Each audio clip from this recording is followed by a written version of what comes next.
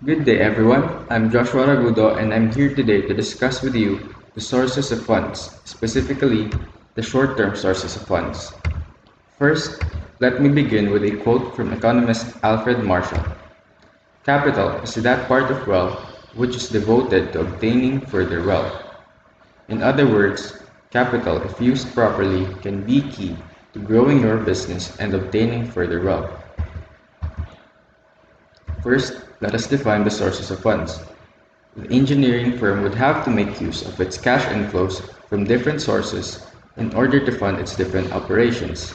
The different sources of funds are, let's start first with cash sales.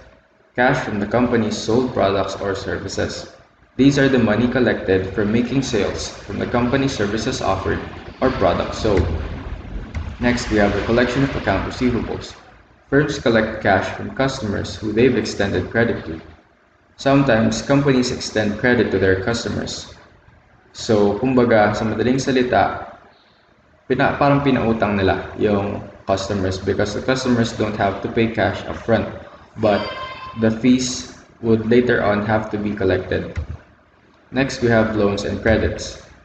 When other sources of financing are not enough, the firm will have to resort to borrowing.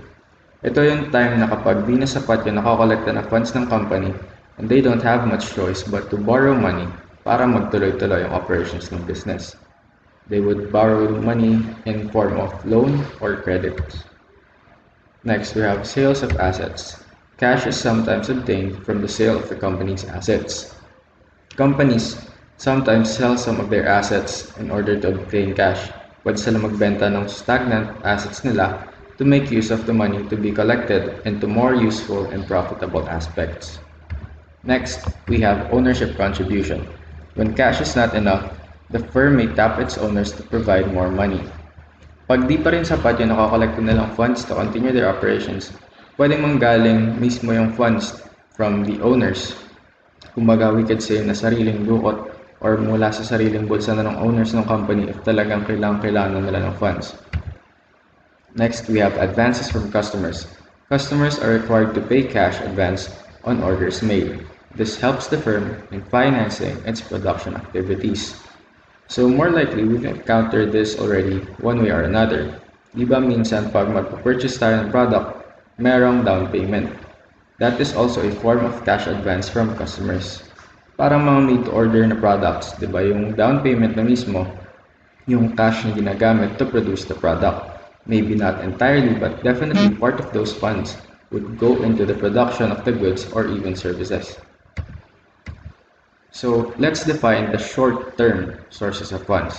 Loans and credits with repayment schedules of less than 1 year are considered short-term sources of funds.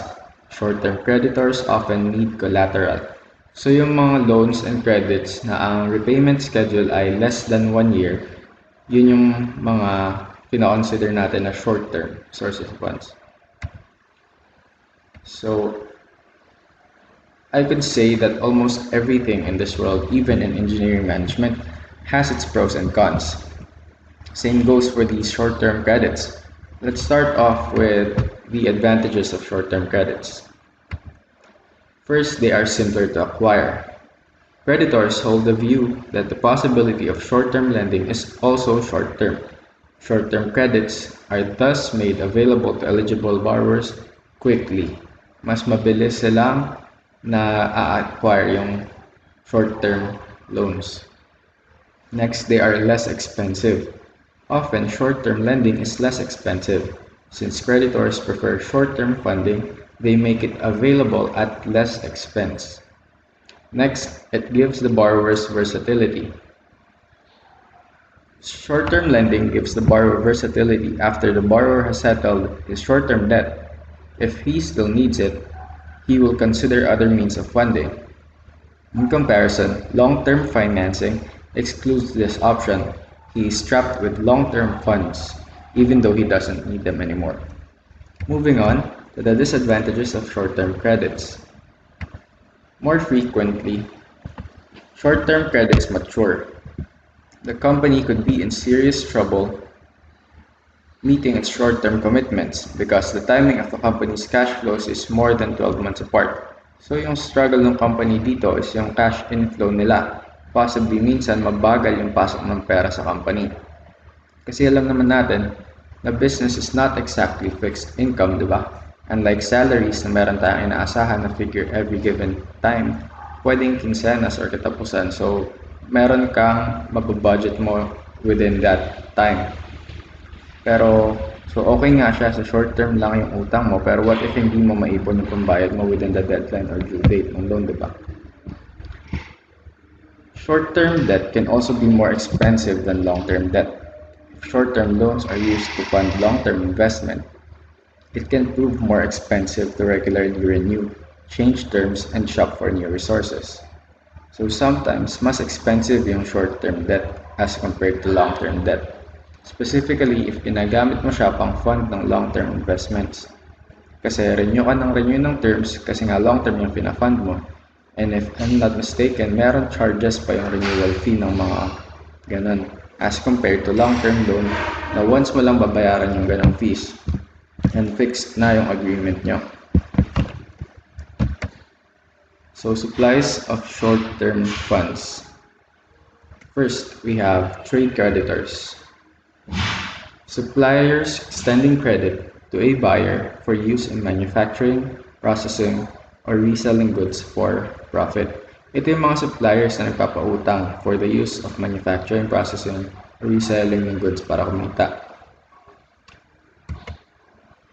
The instrument used in trade credit consists of an open book. So, mayroong instruments na ginagamit sa trade credit. First, meron yung open book, which is a very useful source of funding for financially weak engineering companies.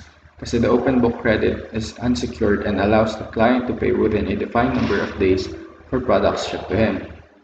Next instrument used for trade credit is the trade acceptance. The seller requires the buyer to pay within a certain number of days under the terms given in the trade acceptance. For the last instrument, we have promissory note, which is unconditional written promises made by one party to another to pay a certain amount of money at a fixed or determinable future time.